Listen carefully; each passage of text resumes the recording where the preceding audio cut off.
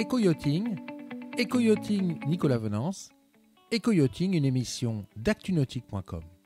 Bonjour à toutes et à tous et bienvenue sur Éco-yachting. Aujourd'hui, chers amis, je vous propose de tout savoir sur l'édition 2022 du Grand Pavois avec Alain Pochon. Alain Pochon, c'est le président du Grand Pavois. Bonjour Alain. Bonjour Nicolas. Waouh, il a fière allure ce salon. C'est un salon historique, Alain, à La Rochelle. C'est le salon des 50 ans du Grand Pavois. Eh oui, 50 ans déjà de Grand Pavois, grâce à des personnes illustres. Je dirais, ce Grand Pavois, il est né à La Rochelle. Oui, c'est un salon rochelais. Alors là, quelque part un peu en résistance, en opposition à Paris, à La Rochelle, le premier salon à flot, peut-être en Europe. Oui, puisque donc le salon parisien, c'est un salon qui était évidemment avec des bateaux exposés à terre. Et dans les rochelais qu'il y avait, en fin de compte, ils voulaient présenter leurs bateaux à flot.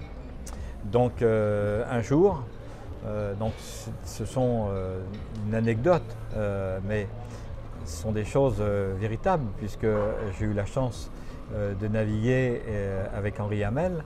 Et un jour, comme ça, je dis au capitaine, parce qu'on l'appelait comme ça, je lui dis, capitaine, j'étais président du Grand Pavois déjà, et je lui disais, capitaine, vous pouvez me dire comment ce Grand Pavois est né? Et il me dit, oh, ben, c'est très simple, Pochon, je vais t'expliquer. Il me dit, un jour, j'ai Michel Dufour et Roger Mallard qui me disent, Henri, on voudrait te voir. Donc il dit, bah oui, pas de problème. Bah oui, venez, sachant que Henri Hamel n'était pas une personne à se mélanger trop avec les associations et autres. C'était pas une personne qui allait dans différentes réunions, quoi. Et donc il reçoit Michel Dufault et Roger Mallard et ils lui disent, écoute Henri, voilà, nous on a une idée. Ça serait de présenter nos bateaux à flot à La Rochelle. Qu'est-ce que tu en penses? Et Henri il dit, bah oui, c'est une bonne idée. En plus, bon, on fête les 50 ans du Grand Pavois cette année, mais on fête aussi les 50 ans du port des Minimes. Eh oui, parce qu'en fait, le Grand Pavois, il est né au Minimes, qui venait juste d'être inauguré. Voilà, donc vous voyez, il n'y aurait pas eu de port des Minimes, il n'y aurait peut-être jamais eu de Grand Pavois. Ah ouais, et en fin de compte, ce port a donné aussi l'idée, à ce qu'on appelle les 4 mousquetaires, à faire. Et donc, ils disent à Henri, eh ben, ça serait bien d'exposer.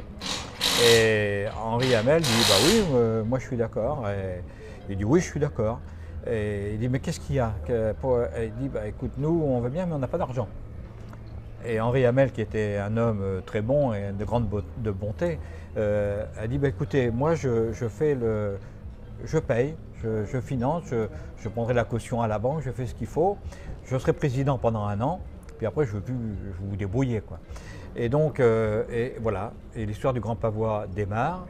Henri Hamel... Avec une spécificité, c'est qu'au début, le Grand Pavois, c'était que des voiliers, pas de bateau à moteur, pas d'équipementier. Oui, alors bon, déjà, on est en 1973, déjà, donc 1973, bon, il y avait beaucoup plus de voiles, enfin, il y a toujours de la voile au jour d'aujourd'hui, mais il y avait peu de bateaux à moteur, encore déjà à cette époque-là.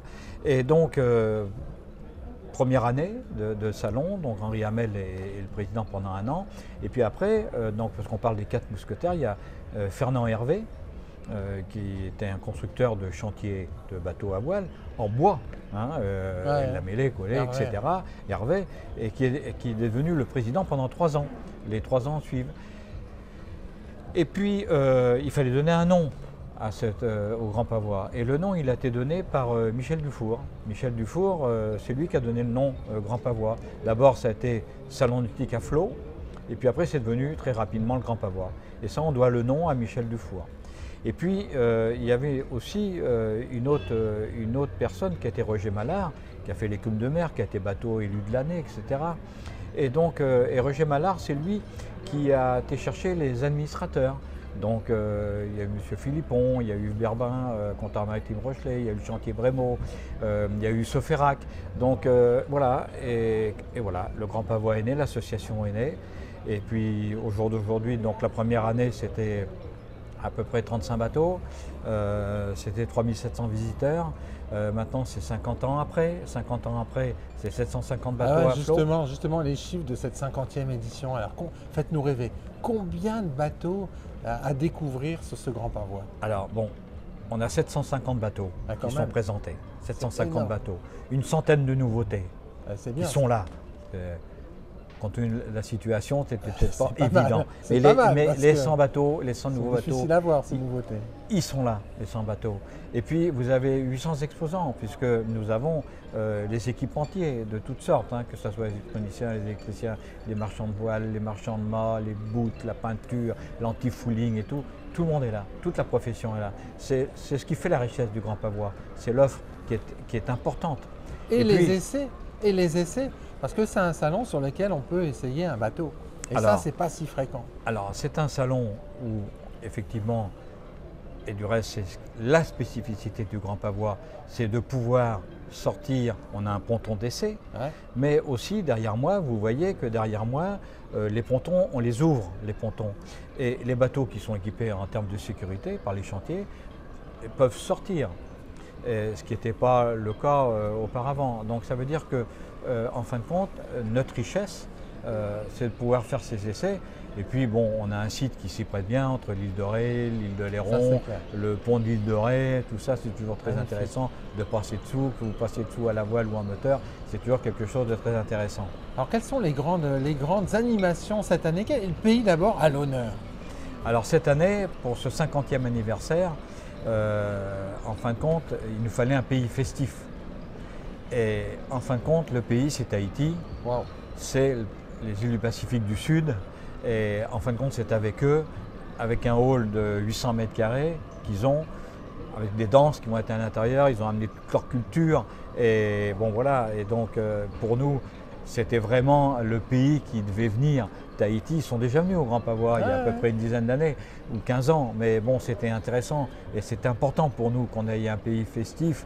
Alors bon, c'est vrai qu'on n'aura pas une météo très clémente, a priori, mais bon, on a l'habitude, nous sommes des marins, l'Atlantique, on a l'habitude de naviguer, donc bon, ça ne nous fait pas peur le vent.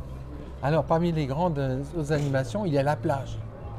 Alors dans les animations, il y a la plage avec un certain nombre de baptêmes qui se fait. On fait à peu près 1500 baptêmes. Alors la plage, c'est une décision qu'avait pris le conseil d'administration il y a à peu près une quinzaine d'années.